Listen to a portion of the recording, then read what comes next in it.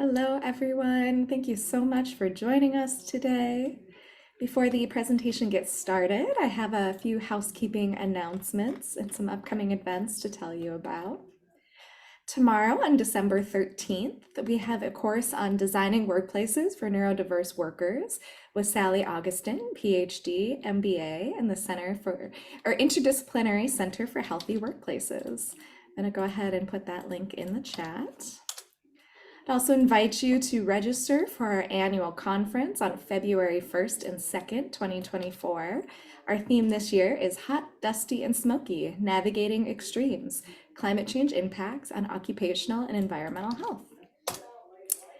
And this is our last industrial hygiene webinar for 2023.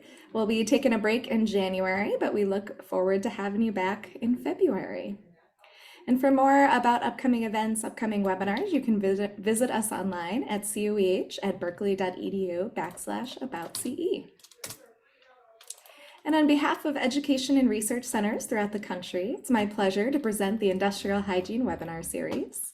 This is a collaborative effort on behalf of each ERC's continuing education program and aspires to provide access to research supported through NIOSH ERC programs and related topics. Thank you so much for joining us today. Today's webinar, Industrial Hygiene and Environmental Sustainability at a Commercial Airline, is brought to you by Steve Tochilin, MPH, MBA, CIH, and the Northern California Center for Occupational and Environmental Health. A few housekeeping items. You're going to be muted during the presentation today. So if you'd like to ask a question, please enter it into the online Q&A box. We'll save time at the end of the presentation to address as many questions as possible. This presentation is being recorded and will be made available on the Center for Occupational and Environmental Health YouTube page within 5 business days. And all participants who logged in today with their registration email for the full live presentation will receive an email tomorrow with a link to the evaluation form that will qualify you for a certificate of completion with 1 continuing education contact hour. Once the evaluation is completed, you'll be able to access and print your certificate. And without further ado, it is my pleasure to welcome our presenter today, Steve Tochilin, MPH, MBA, CIH. Mr. Tochilin attended the UCB School of Public Health, and he has worked as an industrial hygienist for 45 years. In addition to his time at Delta, he's had stints at the Lawrence Livermore National Lab, Georgia Pacific, and 10 years in consulting. He currently works as an industrial hygiene and safety specialist at the IBM Research Center in New York. Mr. Tochilin grew up in San Francisco and moved to Atlanta in the 1980s. He and Natalie, his wife, moved to the Lower Hudson Valley in 2021 to be near their 2 grandsons. He enjoys traveling, pickleball, and tinkering around the house. Thank you so much for joining us today. We're looking forward to your presentation. Thanks, Michelle, and good afternoon, everybody. So I guess I should preface by saying it's been 4 years since I retired from Delta, so some of the things I say may be a little out of date, especially since they went through a pandemic right after I left, as did everyone else, which, of course, affected the size of the company and the number of flights and so on. And so I don't have all the latest and greatest details on the impact of the pandemic. A little overview about Delta, which is one of the large airlines in the US, headquartered in Atlanta with about 80,000 employees, maybe a little less than that right now, and somewhere above 180 million customers each year. They fly to 50 plus countries, 6 continents, a lot of destinations. They have over 800 what are called mainline aircraft. Those are the big ones that are flown by Delta pilots. They also have either own or have agreements with several regional airlines that provide flights on an additional 600 or so regional jets. And they operate about 15,000 flights a day when you combine the mainline and regional jet operations.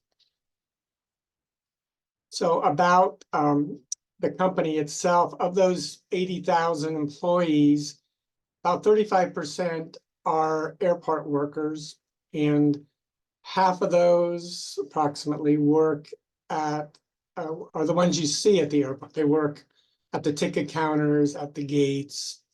And then the other ones, the below wing employees, work in the bag rooms and out on the aircraft ramp. So they're the folks, if you look out the windows, who are loading baggage, loading cargo onto the planes.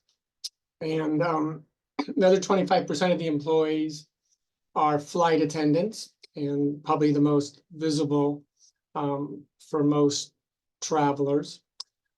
Pilots make up 14% of the workforce, and their pilots basically are qualified on specific types of planes. If you're qualified on a 757, you can fly 757s and any plane with the same cockpit. So I think that might include the 767.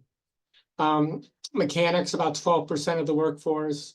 And then the rest of the company is reservations folks who you can talk to, if people still remember when you could actually call a company versus booking online, and marketing and corporate people. So corporate includes legal and finance, health and safety, and all the other behind the scenes chores.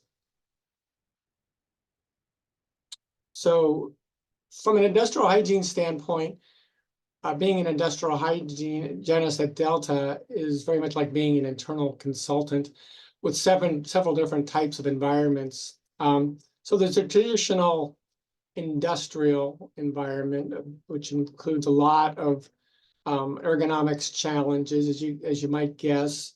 Musculoskeletal injuries are the biggest source of injuries at any airline. Airlines don't have much control over the size, shape, and weight of the baggage that you check.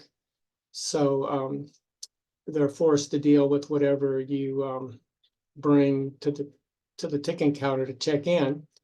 In addition, there's lots of air contaminants, everything from chemicals used in maintenance to de-icing fluid, and chemicals used to clean the aircraft cabin. And noise, of course, is a ubiquitous issue at airports and in maintenance. Another environment that's prevalent in the airlines are offices and commercial environments, which includes the airports themselves, the gate areas, the ticketing areas, and the transit systems, the tunnels and trains and so on, that passengers and employees travel on. Indoor air quality issues, the ban of smoking in most airports has helped a lot with that, with complaints by employees about working near smoking lounges and so on. And then workstation ergonomics and reservation centers in the operational control center, which is shown down the bottom right, and in other work environments, individual offices. And also working from home, of course, is an issue for many companies these days, and it was especially an issue during the pandemic. The cabin environment is unique to the aircraft industry. Cabin air quality is a big issue, especially again during the pandemic, and people worried about transmission of disease on flights, and people still worry about that. You know, you're sitting next to someone who's sneezing or coughing, and you're thinking, gosh, am I gonna get what they have? Plus you're touching surfaces that other people are touching, especially if you're going into the lavatories and traveling through the cabin. Cosmic radiation is a present issue, not so much for passengers unless they fly a lot, but mostly for pilots and flight attendants, especially if they're pregnant. And there's an issue of the fetal exposures to cosmic radiation. Noise, aircraft noise, although on the newer aircraft, it's much reduced from what it was on older planes, can still be a problem. It's annoying, if not hazardous. Pressurization, many people notice, their ears popping as the plane descends, and just the fact that when the plane is flying at its cruise altitude, it's typically the equivalent of 6,000 to 8,000 feet of atmospheric pressure inside the cabin. So it's not pressurized to ground level pressures because it would require very strong outer wall in the plane to be able to do that. Ergonomics on the plane is an issue, especially as the airlines transition to larger overhead bag bins that pivot upwards. So many times there'll be 100 pounds or more of weight in those bins, and then the flight attendants or the passengers have to close those. And they're not lifting the 100 pounds, but they are lifting 30, 40, 50 pounds of weight as they swing those up. And so there's issues there, especially for smaller people operating the bins. Bloodborne pathogen issues, not unique to the cabin environment, but can create some challenges because you can't just wait for the ambulance to show up if someone gets injured on the plane. Lastly, disinsection, which is treating planes for mosquitoes primarily, and we'll talk more about that in a little case study that's coming up, and disinfection, which has become a big focus for the airlines, for other transportation companies, mostly because of the pandemic. So in general, the industrial hygiene program at an airline, or at least the Delta, includes these main elements.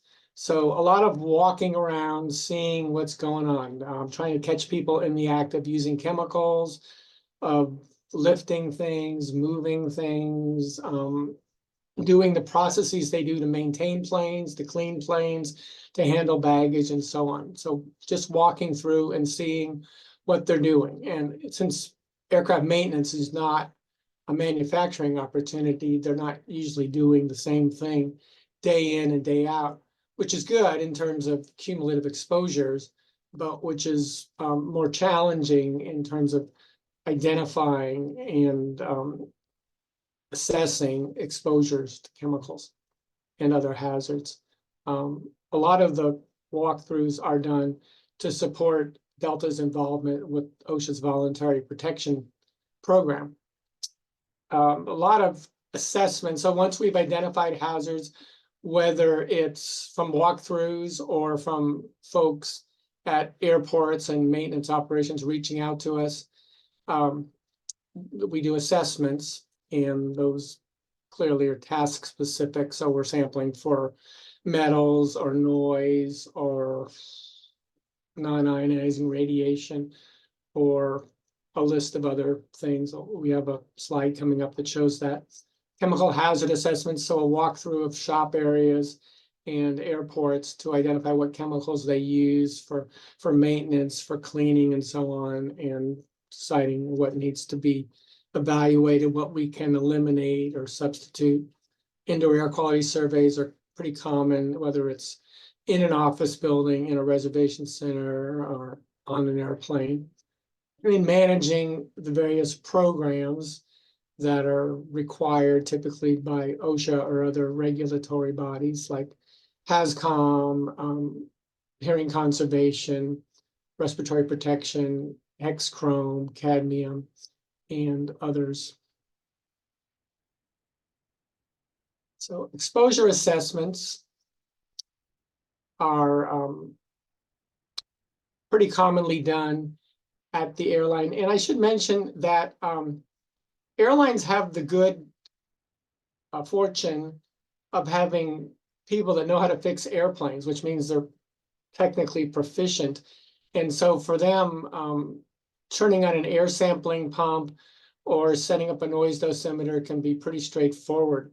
So we actually do training of folks, volunteers, safety representatives and IH technicians who are mechanics or other technical folks at the airline who want to help out with the industrial hygiene program. So a lot of the sampling is actually coordinated by these IH technicians after they've had some training. And typically that means we provide calibrated equipment to them and walk through the process of starting them up, how to correctly put the sampling device on the employee, how to record the data, and how to complete the sampling and get it back to us. So that's worked out really well for the last 25 years or so. It's been a great asset to have those folks available. And I think it also raises the credibility of the results that you get because they were involved in it. It wasn't like, and part of the challenge is that they do the maintenance at unpredictable times. So, they may say, okay, we're going to do it tomorrow, but it turns out they don't do it for 3 days. And when they do it, it's at 11 o'clock at night. So responding to those requests can be pretty challenging. And to avoid not being there, training these folks to do the sampling is really cost effective. So, so anyway, we sample for lots of these things on the list as well as others, but metals, there's a wide variety of metals that are generated during various parts of aircraft maintenance. Not too much beryllium anymore. It used to be in a part of the plane called a bushing, which is mostly on landing gears. Most of the bushings now don't have any beryllium in them, but there's still plenty of aluminum, obviously, cadmium, cobalt, etc. And there's also a lot of 3D manufacturing of parts, so they're bringing more exotic metals into the airline industry through the manufacture of next generation planes that are lighter. Organic solvents and acids are an issue in plating shops, aircraft painting, removing grease and oil and wax from parts. They use wax on the landing gears to prevent plating of areas they don't want to get the plating material, usually cadmium or chromium. Lots of particle and fiber exposures from diesel from a lot of the equipment that operates in the bag rooms. Asbestos on some older airport areas. Fiberglasses and a lot of composite materials used in aircraft and engines. Coolant mist used in the machine shops. Nanoparticles was an area of growing concern as new generation aircraft parts and engine parts were being introduced.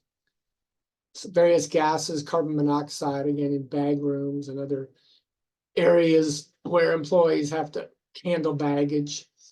Carbon dioxide can be an issue from dry ice, which sometimes is used on airplanes to keep food in the carts chilled if there's no refrigeration system for the carts. Cyanide can also be an issue in plating.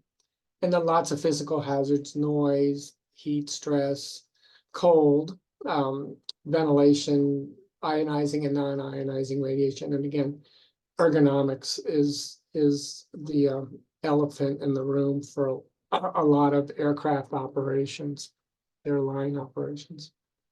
So here's the case study I promised on disinsection, which is a fun word to say because a lot of people aren't familiar with it.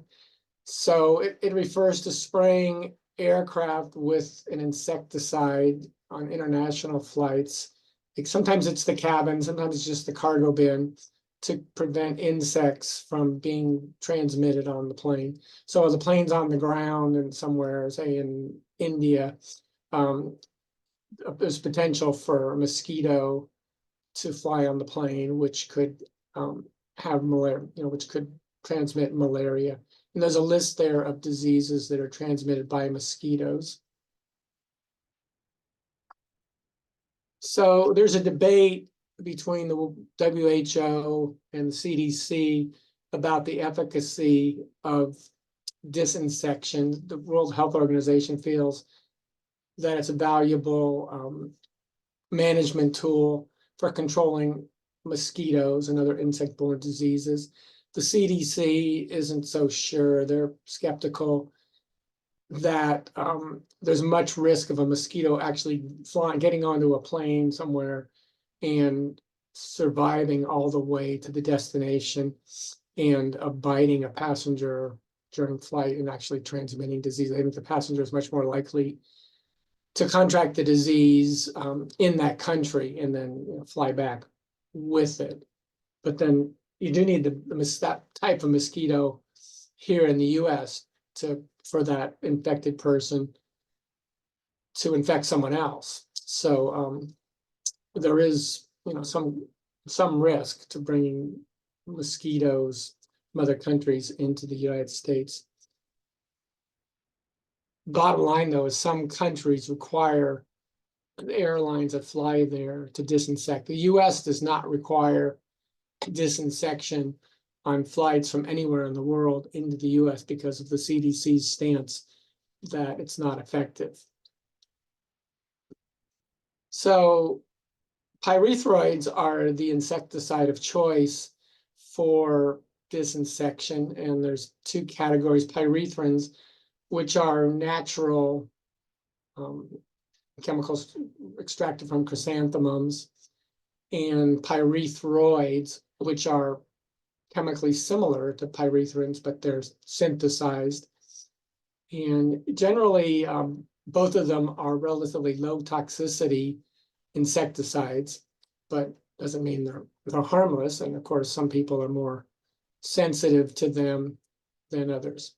So the WHO recommends phenolphthalein if you're going to spray a plane with people on board, and permethrin for what's called residual disinfection, or spraying the plane every 8 weeks or so to provide a residual amount of insecticide inside the plane that, in theory, will still be able to kill an insect. And the WHO, of course, claims that it's not harmful if you use it correctly. So what are the concerns with disinfection? Well, obviously, the biggest concern is if you're spraying an occupied plane, walking down the aisle, spraying the insecticide, especially if you're in the plane, the plane's in the air and people don't have any option to open a window or to go outside, can raise a lot of concerns, including allergic reactions. So, and there's also growing resistance to pyrethroids among mosquito species. So is the spray even effective against the mosquitoes you're trying to kill? And for a challenge for US airlines is that the EPA hasn't registered any of these products for use in the aircraft cabin. So they're not allowed to legally treat an airplane in the United States, which creates a huge logistical challenge for the airlines to do residual disinfection. And it's costly. So the WHO recommends that the airlines continue to follow the requirements of countries they fly to, and that the authorities continue to look at options for not spraying, and we'll talk about some of those. So as I alluded to, there's two options for disinfection. One is space spraying, where the flight attendants will walk down the aisle spraying the cabin during the flight or right before the flight departs after the doors have been closed.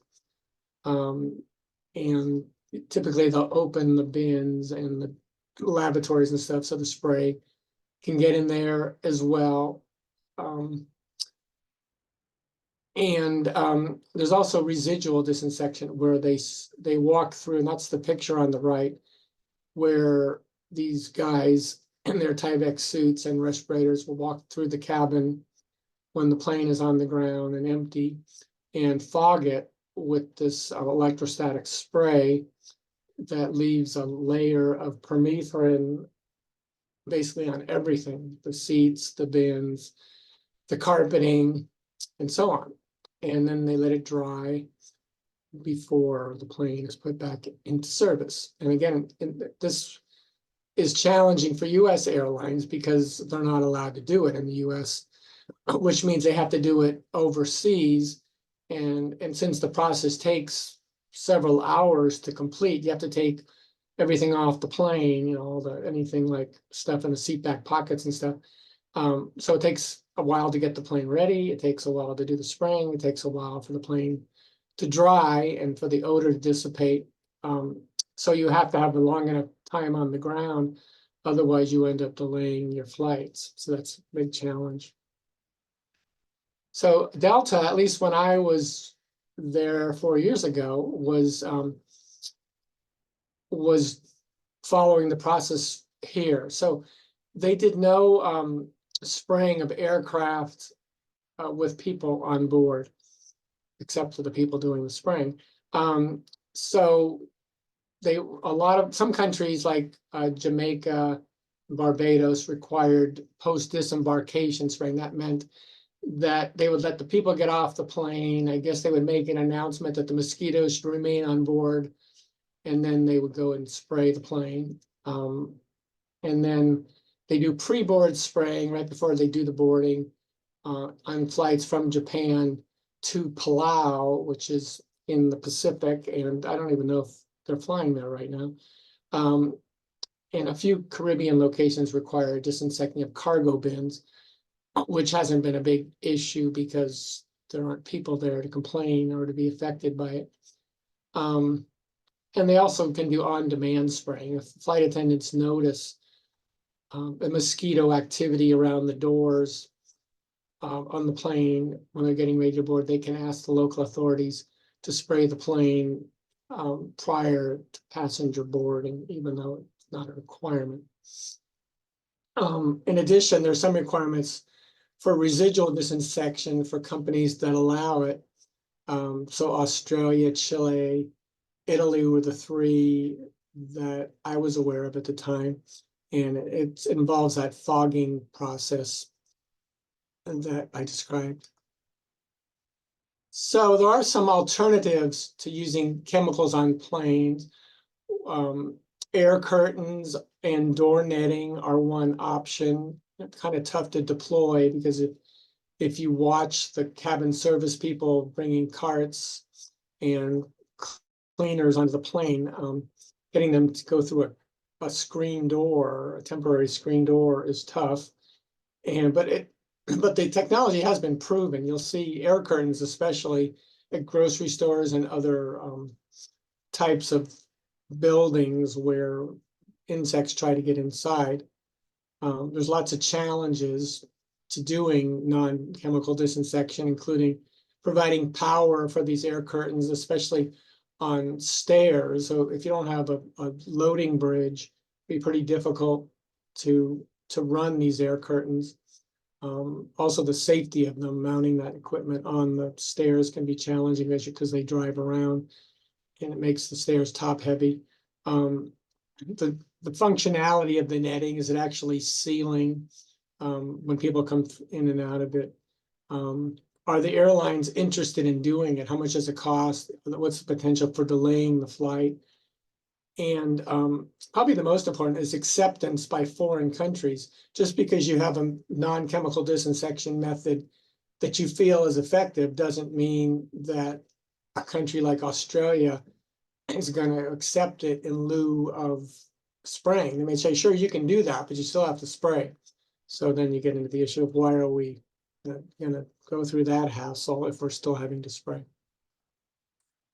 So let's transition to environmental sustainability, which is also another role or hat that I wore at Delta. So I was on the sustainability side, but we had a team of regulatory compliance folks, environmental compliance folks, and that's really the foundation of environmental sustainability, especially if you think of sustainability as going above and beyond compliance. You have to comply before you can go beyond compliance. So requirements for release of air contaminants, for issues around water, discharge of contaminated water and so on, cleaning up spills, managing your waste, permits and remediation, and the quality of aircraft drinking water, which is a whole talk of itself because you're taking water from everywhere that plane flies to and it gets mixed together, and the water is only as good as the last place you put it on. So how do you disinfect the systems? How do you test the water? How do you react to bad test results? And the environmental sustainability realm which used to be all nice to do stuff, is slowly becoming regulated. And one good example is the EU emissions trading system, which is beginning to impact the airlines and requiring them to do something about their emissions from jet fuel.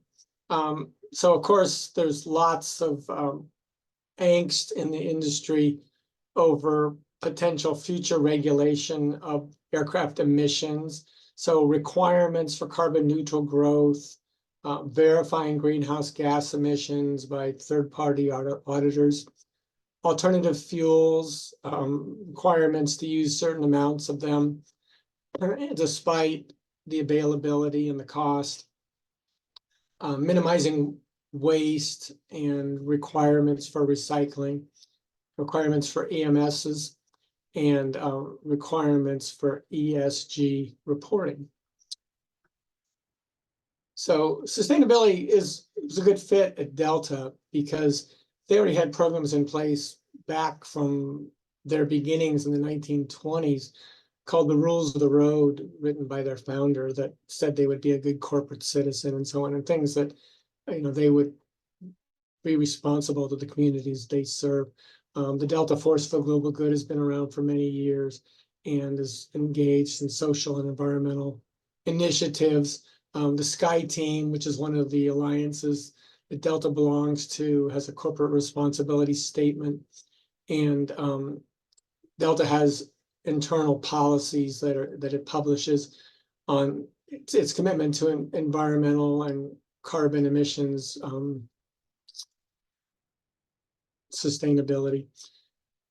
Also, there's increased pressure, of course, from outside stakeholders like investors and customers and third-party rating systems to be transparent and to go beyond compliance. As you can see from that graph, jet fuel is about 98% of Delta's energy use and of its emissions. So everything else in that little white wedge, electricity use at airports, fuel in ground vehicles, electricity use everywhere else, is just a tiny bit. So it's really all about the 4 billion gallons of jet fuel that it uses each year in its mainline and regional aircraft.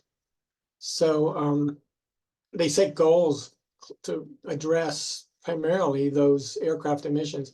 So emissions intensity, or how many pounds of CO2 you're emitting per mile flown. Alternative fuels, it set goals on its transition to using alternative fuels by 2030, by 2050, and so on, and a net zero commitment, I think by 2050 as well. So there's a lot of governance around meeting the environmental goals and setting them and meeting them. There's a corporate leadership committee to which reports the ESG Council, the Carbon Council, the Risk Council. So they're managing the risks of climate change. They're managing the risks to the business from the from people not flying or from people using alternative modes of transportation. They've appointed a chief sustainability officer who is not even part of the health and safety and environment group anymore, but it's a separate entity. But a lot of people forget that flying is really global mass transit. You don't get to, you don't get to pick your seat. You don't get to say who you sit next to.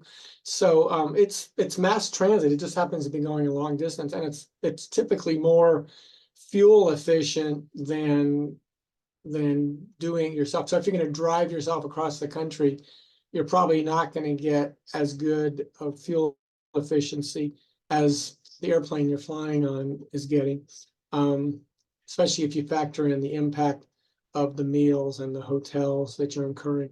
So there's a cost to doing long distance travel to the environment, whether you're doing it on a plane or whether you're doing it by other means. And so a lot of people are forgoing traveling and doing webinars, for example. So one thing I've noticed in the 4 years since I've been at the airline is the growing vocabulary around sustainability. terms like chief sustainability officer and well to wake emissions, which is an aircraft specific metric that applies to the total emissions from taking oil out of the ground to emitting carbon dioxide from the back end of the engine, and lots of other groups that help the airlines try to coalesce around certain goals and meet those goals, and third-party groups that do ratings and rankings and verification.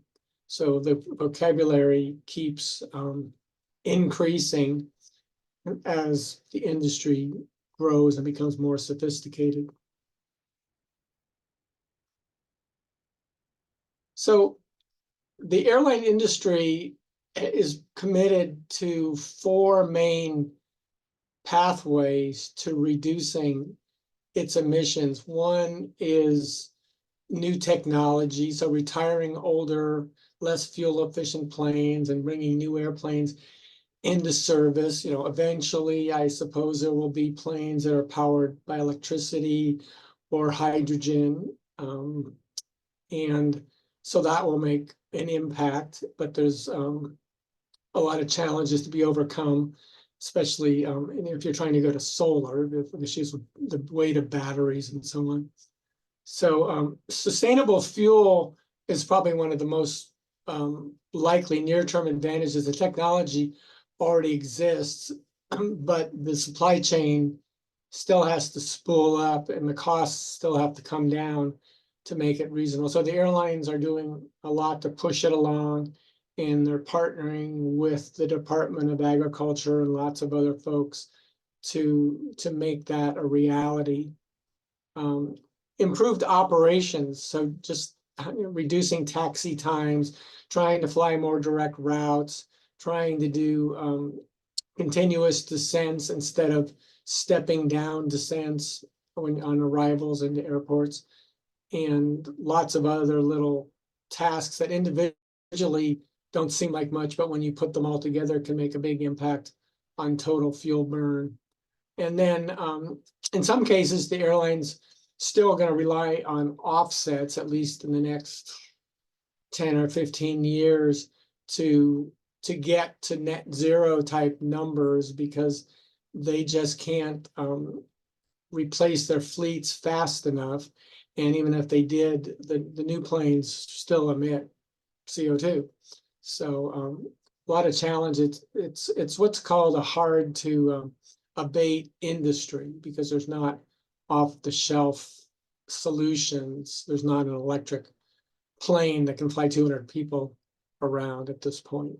So the airlines couldn't switch to it even if they wanted to. So the airlines need to address the criticism of their impact on the climate, and the economic threat of different countries trying to tax emissions different ways. A tax on fuel, a tax on emissions, a tax on miles flown. All those things can be duplicative and can cost an airline a lot of money. So there's a lot of lobbying to try to prevent that, prevent the overlap of taxes, which could put some airlines out of business, or at least make them unprofitable. So ironically, some of the things airlines do to attract passengers and develop passenger loyalty adds weight to the plane or increases, reduces fuel efficiency. So flying faster, for example, to be on time, obviously can incur a fuel penalty. Service initiatives like different types of food, different types of onboard amenities can add weight. The more places you fly, the more nonstop flights you have, the more emissions you have versus routing everyone through hubs. Interior refurbishments, as you add new things like lie flat seats, those can weigh a lot more than the seats they're replacing. They can also take up, you can also have fewer seats in the same amount of space because you need the space for them to recline. So your seat density is reduced, which affects your fuel efficiency. Affecting facility upgrades can result in energy increased use of energy, although if done well, you can figure out ways to use more efficient lighting and heating and so on, and offset some of that. Amenities, better entertainment systems with larger screens, larger overhead bins can encourage people to bring heavier items onto the plane. More drinks and snacks equals more weight on the plane. Wi-Fi systems on planes add weight because of the equipment associated with that technology. And also there's an antenna on the top of the plane that affects the wind resistance of the plane, so it can create some additional drag. So another challenge for the industry. So they're always trying to balance aircraft sustainability and fuel efficiency with amenities that passengers want or say they want. It's another case study on the environmental sustainability side. So I'm not sure where this issue is now. It was kind of a hot topic 4 or 5 years ago, but the issue is that the regional jets and smaller planes in general, they tend to fly. You want to fly a plane with the nose up, and for a smaller plane, it doesn't want to fly nose up. So you kind of have to force it to do that by setting the flaps to force the plane to force the tail down. So one way to address that is to, if the plane's not full, is to put passengers at the back of the plane, so that basically they're flying for free, because if you can have more weight in the rear of the plane, then it's more fuel efficient. The center of gravity being near the rear. So how do you incentivize passengers to want to sit at the back of the plane? Could you make those seats cheaper? Well, yeah, that might help. Can you tell people you're going to offset their emissions from the flight if they sit back there? Well, that was some environmentally conscious people that might think that was an inducement to sit there. You could put your first class seats at the back of the plane, but then, which would work, but first class passengers, one of the amenities they like is being the first one off the plane. So if you did that, you probably have to deplane from the rear, and that's really not an option on the regional jets. So that's kind of a sticking point. And the main challenge, of course, is even if people agree to sit at the back of the plane, they're not necessarily going to sit there if they see seats open towards the front. They're going to move around. They might sit there at takeoff, but then they move forward to be close to their friends, or to be able to get off the plane more quickly, or to be near wherever they put their bag in the overhead bin. So lots of challenges with the psychology of how do you get people to buy into your environmental initiative. It's kind of where the rubber meets the road with passenger behavior or customer behavior. So sustainability from a corporate perspective is all about engaging people across the company and outside the company, engaging your customers, engaging the communities where you operate, engaging your investors. So in this slide, there's lots of examples of how the sustainability team engages. So the supply chain engages with suppliers to try to get lighter materials, to try to get biofuels and so on, getting commitments to meeting sustainability guidelines, commitments to sharing their carbon footprint data with Delta, so they can include that in their Scope 3 emission calculations.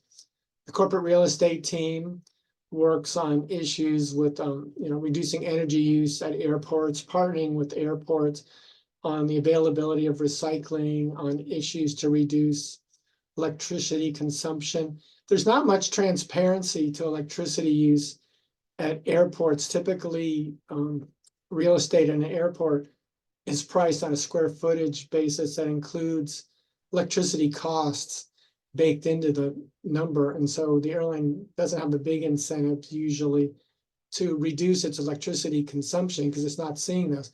But as those costs become more significant, airlines are reaching out to their tenants, the airlines and other tenants, to talk about ways to make those numbers more visible, which would be a big help for the airlines in calculating their footprints. Because if you don't know the number, you're left with estimating it based on square footage and stuff, which may not be accurate for a given airport.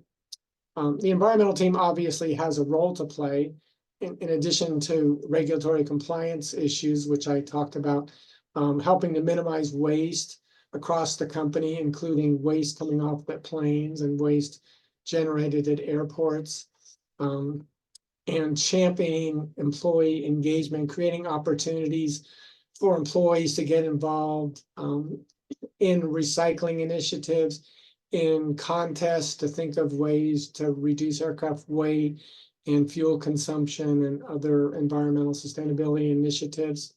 Government affairs, heavily engaged in working with policymakers on issues like I mentioned around duplicative costs of carbon reduction taxes.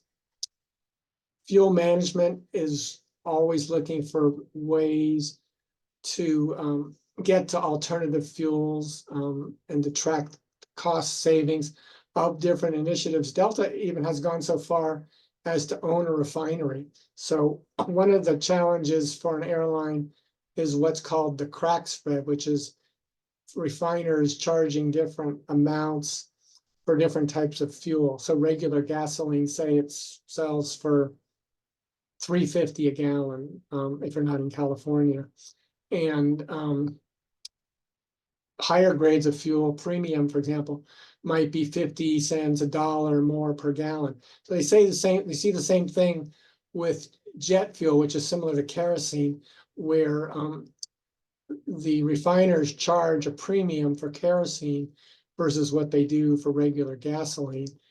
And that's called the crack spread, or the difference for different types of fuels.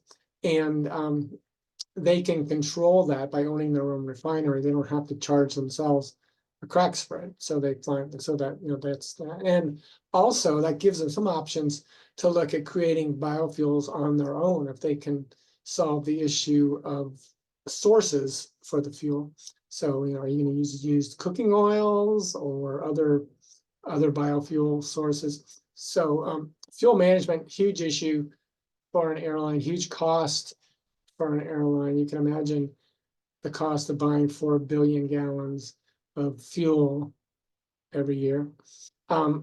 Operations, the pilots and flight attendants heavily involved in decisions that affect sustainability. So the flight attendants voluntarily recycle. So it's up to them if they're going to separate out the cans and plastics or if they're going to just throw it all in the trash.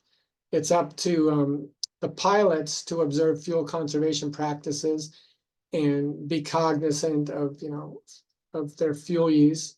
So obviously they're balancing flight safety with fuel use and making the best decisions.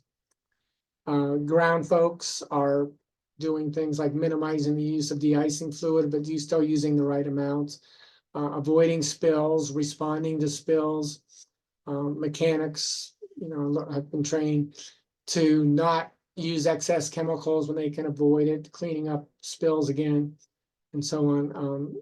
And then the marketing people work with third-party providers on the carbon offset programs that are offered to customers, raising awareness about customers of things that are happening to make the airline more fuel efficient, whether it's those little advertisements on the seatback video or advertisements that are on television or other marketing that are done, magazine ads and so on. And then all employees are encouraged to participate in recycling both at home and at work, alternative commute programs, especially at larger airports and office areas, and lots of volunteer operations, typically called green teams, where they'll plant gardens and have beehives and do other things to engage the community, go out and do cleanups and so on. So again, a lot of the stuff that other companies are doing are mirrored in the airline operations. So that's the end of my talk, and I'm open to questions, and I'll try to provide answers. And if I can't provide one, I'll promise to get back to you. Wonderful. Thank you so much for sharing that wealth of information with us. We do have a few questions that have already come through, but also to everyone else, if you have a question, please feel free to enter it into the Q&A at this time. Our first question, why do they have to spray inside the aircraft while passengers are inside? Is it not better to spray when no one else is in the airplane? Of course, yeah, definitely, especially since you're literally trapped on the plane. You don't have the option of getting off or rolling the window down or anything. So, yeah, most airlines, certainly US airlines, do everything they can to avoid having to spray with passengers on board. But, it is in some places, you've got to deal with that country and its requirements and its regulators. So you could run the issue of getting some big fines if you're not complying with their requirement. Thank you so much. That actually brought up another one of our questions is as you were discussing the difference between like the US regulations and international regulations, different guidance, guidelines, etc. What would you say is the biggest challenge and success in kind of navigating as a safety professional, all the different regulations around the world? How does that work? Well, even though Delta operates internationally, the bulk of our industrial hygiene exposures occur in the US. So it would be misleading for me to say that there's a lot of international challenges. The REACH regulations around HAZCOM in other countries have been somewhat of a challenge in making sure that all the European operations where we do maintenance are providing proper chemical training and so on. The EU tends to be very aggressive in its regulation of almost everything, so that can be a challenge. But again, there's a heavy focus on the US and also a heavy focus on addressing ergonomic challenges, which isn't regulated. It's hardly regulated at all, but it's still the biggest health and safety challenge for any airline. Thank you so much. Another question, what about metal fume fever metals? For example, MN, MG, and ZN. Are those things that you monitor for? Occasionally, they're not extremely prevalent in the aircraft environment. So there's a little bit of it, but primarily the metals you're dealing with are aluminum, titanium, and then some of the corrosion-resistant chemicals, the cadmiums, the chromiums. Those are the ones that are mostly worried about, and then some lead that's used in a few places, mostly in like plating shop areas. Thank you. Can you discuss aircraft fume events, perhaps with regard to both passengers and employees? Yeah, I mean, the initial response is up to the pilots and flight attendants. They have to make a decision, usually in consultation with the operations control center in Atlanta, about whether they're going to divert the flight or what they're going to do. How serious is it? Is it an emergency or is it just an inconvenience? Do we fly another 5 minutes and see if the smell's going away, or do we try to get this plane on the ground as quickly as possible? Obviously, the biggest concern from a fume event is there a fire on the plane, which represents an immediate hazard to the airplane and its passengers. So that's their first concern: is there any indication from onboard monitoring systems of a fire? Boeing and Airbus have both worked on the concept of monitoring systems on the plane that could tell, for example, if there was some sort of organic vapor event or some oil fume event or whatever. So try to characterize the source of the fume, because there's lots of potential sources, including something leaking from something the passenger brought on in their checked baggage or in the overhead bin. Some passenger activity, like they decide to put nail polish on while they're on the plane, or they have a bottle of liquor on the plane that spills or something. So or just a baby's diaper needs to be changed or something. Like there's lots of odor sources on a plane that may or may not result in a visible fume. So the flight attendants and pilots have training about how to respond to fuel events. Obviously, the first one is it a fire? Do we need to get this plane on the ground right away? What kind of reactions are people having? Are they physically ill? Or is it just, an unpleasant odor? And how quickly is it dissipating? Can they increase the outdoor air supply to the plane to make it go away faster? And again, they're usually talking to people on the ground, but if they don't know, they're going to land somewhere and then try to figure it out after they get the people off the plane. So it's a influx type of thing. There's not a one right answer, because each event is a little different. Wow, thank you so much. I didn't even think of some of those things, like the nail polish or passenger stuff that could make an odor. Thank you for sharing that. We've gotten a few different questions around radiation exposures on the aircraft, so I'm going to try and kind of merge them into one question for you. Just what are the typical radiation exposures? Is there any increase with increased radiation exposures with additional RF equipment being introduced, especially given this is combined with cosmic radiation and what is essentially a metal tube in aircraft? So if you could speak a little to the different radiation exposures on an aircraft, that would be excellent. Sure. So the RF exposures from things like Wi-Fi, is a different exposure. That's a non-ionizing radiation, and so it doesn't add to the cosmic and galactic radiation that is ionizing radiation, X-rays, gamma rays, that are coming through the aircraft hull, whether it's metal or composite. And one rule of thumb is that the closer you're flying to either the North or the South Pole, the more radiation there's going to be, because you have less protective atmosphere there. So international flights where they do polar routes can have more of an exposure. And flight attendants who are pregnant are encouraged not to fly as many polar routes if they know they're pregnant, especially if they're going to fly for the whole 9 months. Or usually they're encouraged to only fly for a few months. There's some online databases, including one that's run by NASA, that allows you to put in your origination and destination city. And if you know the altitudes, you can put those in as well. And it'll tell you what your radiation exposures are. So that's a very valuable tool, and you can actually use it to track your exposure from flights and sieverts, and whether you're an airline employee or a frequent flyer. Thank you so much.